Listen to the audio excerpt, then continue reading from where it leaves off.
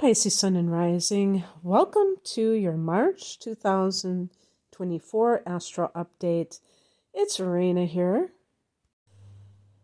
So here it is. This is the month of a lot of Pisces people's birthdays. Of course, some of you do have your birthday in February. And happy birthday to the early ones because I'm recording this in February before Pisces season even begins. But as March approaches, we're going to see more transits in your sign. And it reminds me a little bit of doing the February astrological readings because there were a lot of transits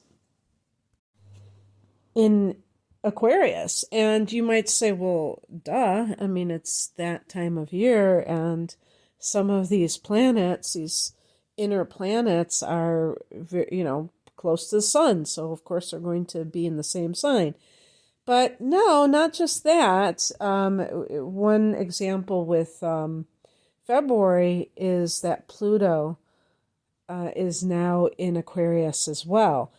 Now, in March, yeah, you have those inner planets, but then you also have a new moon in Pisces in March. Sometimes it is in February. It's an early degree Pisces new moon, but it's not always in March. And also, we have these slower moving planets, Saturn in Pisces and Neptune in Pisces. So hardly just the run-of-the-mill type of situation. By the way, speaking of Saturn, I'm curious, March marks 1 year since Saturn entered your sign. Has it changed your life in any way? I want you to think back to, I believe it was March 7th of 2023 when Saturn entered Pisces. So since then, now that you've had a year, or if you're listening in February, almost a year, to kind of like take stock and compare your life before and after, has there been any, or have there been major changes? Because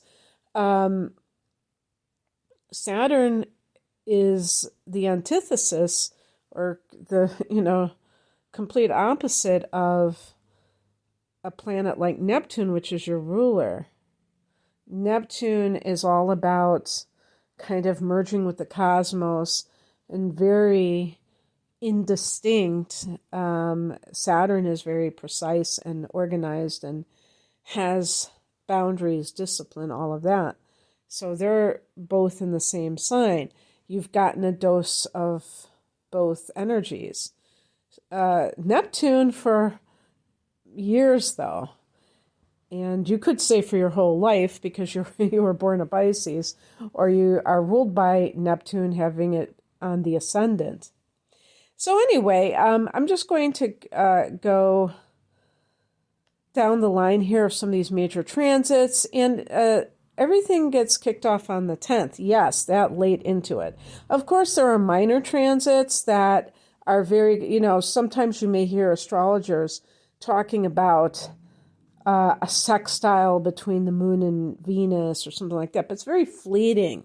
So those are not major transits. We're talking about more longer lasting, and of course that's relative too. And so the first one to talk about is on March 10th. Mercury goes into Aries and the new moon in your sign occurs. There was something else I wanted to say, and now I'm like, it just kind of exited my mind. Okay, hopefully I'll think it. Oh, what I was going to say is that all month long, all of the planets are direct. So this is the last month where that is taking place. There will be a little bit of time in late April, like next month, because starting on April 1st or April Fool's Day, Mercury goes retrograde in late degree of Aries. So talk about an April Fool's joke, right? But then it goes direct on April 25th, and so technically, for the last 5 days of April, and then until the 7th. So, I'm sorry, until May 2nd, there will be, so that's like a week of all the planets being direct again. I'm not, some astrologers talk about Mercury being in its shadow period and all that. I'm not talking about that.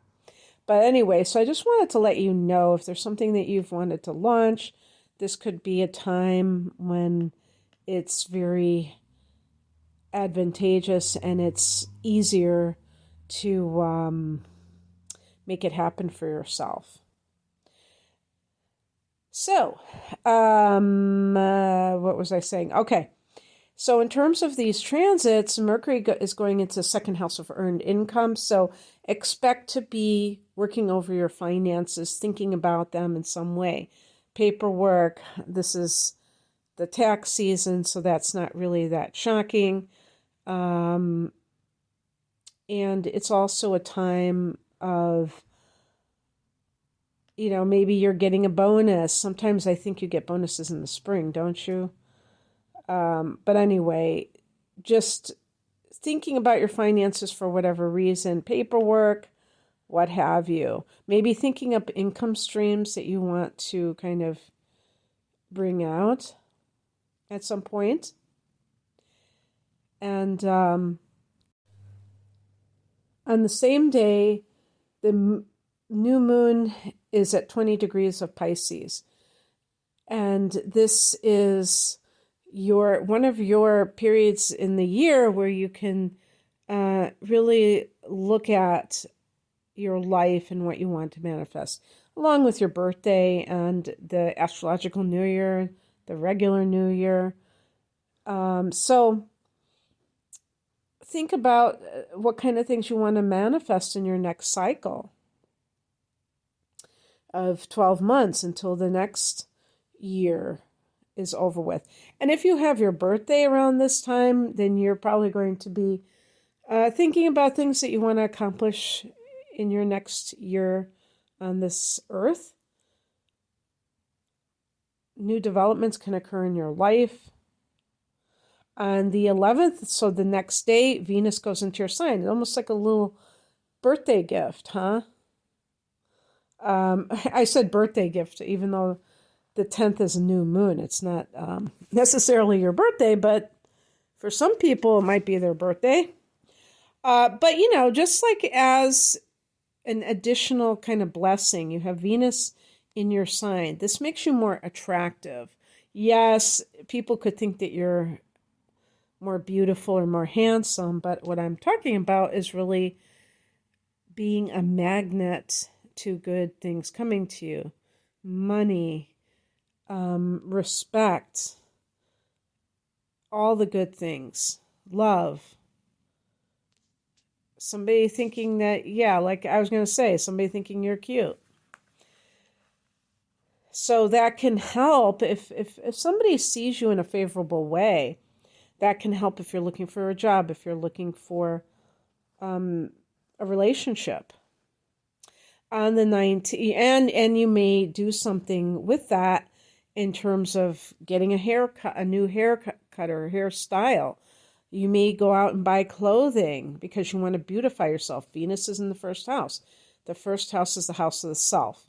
Now, I would say it's the house of the self with a small s, because our true self is not, based even on our sun sign, because that's just this incarnation, right? Your soul is not a Pisces. On the 19th, the sun goes into Aries, and so the sun is going into that second house. You will have an eclipse in this sector in the second week of April. I'm not going to talk too much about that, but just saying that you may even feel that eclipse energy in March. Just like if you're listening in February, you might feel the eclipse energy from the March eclipse in Libra, which happens to hit your 8th house which is the house of other people's money, okay? Now, I'm going to get to that in a minute. I want to just go back to the sun being here. This is the astrological new year, and in your chart, this is the second house of earned income. So this is shining a light on your finances. You already have Mercury there, so you're already starting to pay attention to this area. But the reason I brought up that eclipse next month is that you can have your finances really shifting, with eclipse action. So on the 22nd, Mars goes into your sign. And this may give you a little boost of energy, or a lot of energy, let's put it that way. And it could lead to even something like a new workout routine. Maybe it's not even an actual routine. Maybe you're just starting to walk more, or cycle, or do something physical. Mars has a physicality, and the first house can be the body. Be careful about aggressive tendencies.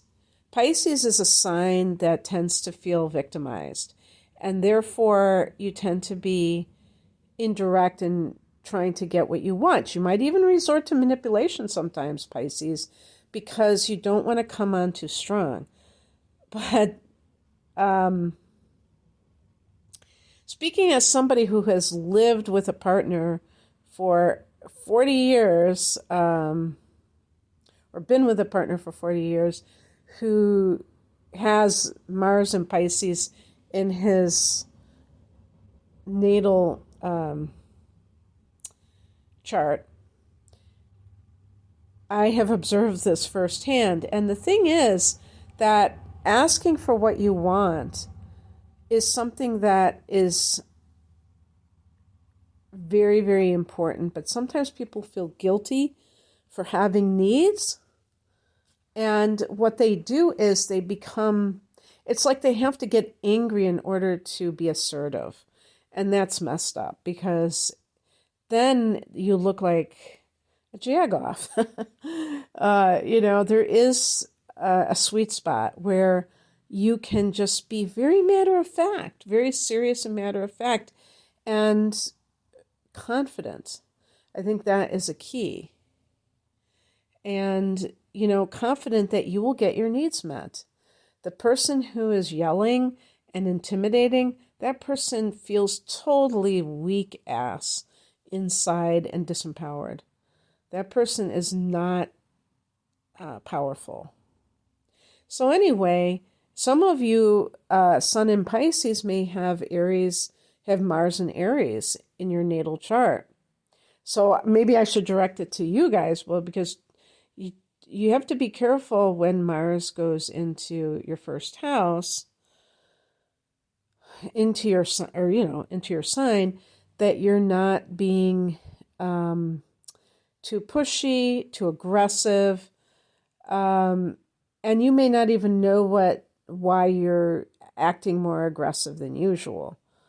But this could be the reason. You want to kind of be able to see the difference between being assertive and being aggressive. On the 25th, but one more thing I want to say is it can help you. Let's say you're looking for a new job. You may have a lot of ambition right now, and you may have more confidence for sure, and the guts to go out and try to do something like that. On the 25th, there is a lunar eclipse at 5 degrees of Libra.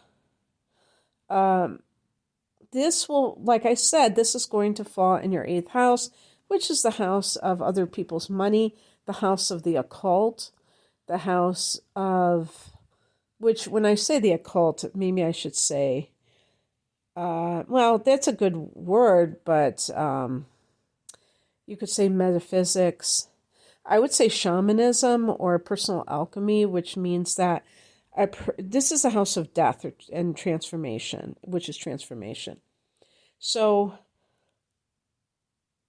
A lunar eclipse here can be like, I don't know if I would say an ego death. It could be something that is connected to a sense of the old ghosts kind of dying out. And when you have that solar eclipse in the fall, in the northern hemisphere at least, in the northern hemisphere, it's going to be in October. There's going to be a solar eclipse in Libra. And that could be the phoenix rising from the ashes. But this can be a time of letting go of old demons that have plagued you, because the 8th house is the house of shadow. Bringing, shadow work. The lunar eclipse could be letting go of that shadow.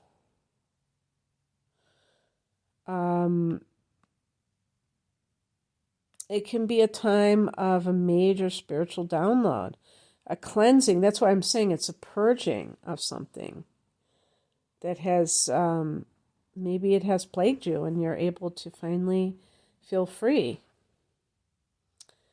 And, maybe you'll have some kind of spiritual experience from all of this. Again, don't look at that exact date as being necessarily when this could happen. It could happen in February, it could happen in April, but it's something around this time frame. So I hope that you enjoyed this, Pisces, resonated with it. If you would like a private reading, I'm promoting my package deals, which are an hour of natal chart interpretation, an hour of transits for a special price. You can find out more information about that and my other offerings at the link below. I'm at raininmoonastrology.com. Thanks for listening. Bye.